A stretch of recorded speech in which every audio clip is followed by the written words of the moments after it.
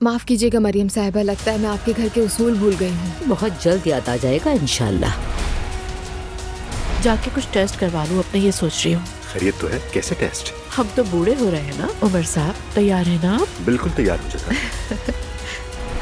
मेरा और दुआ का रिश्ता इस वक्त इतना अच्छा चल रहा है कि मैं कोई रिस्क नहीं ले सकता, और अगर उससे पता चल गया कि ये सब हो रहा है तो बात और बिगड़ जाएगी। तुम्हारी जॉब अरेंज हो गई है। बहुत शुक्रिया तुम्हारा।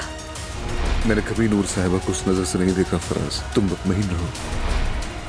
बगैर शादी के इमाम के घर जाना बिल्कुल मुनासिब नहीं। मैं नहीं जानती कि वो वहाँ आती जाती है। मैंने अपनी आंखों से देखा है। आइंदा आप जो भी बड़े फैसले करेंगे, हर फैसले में मेरी राय जरूरी होगी।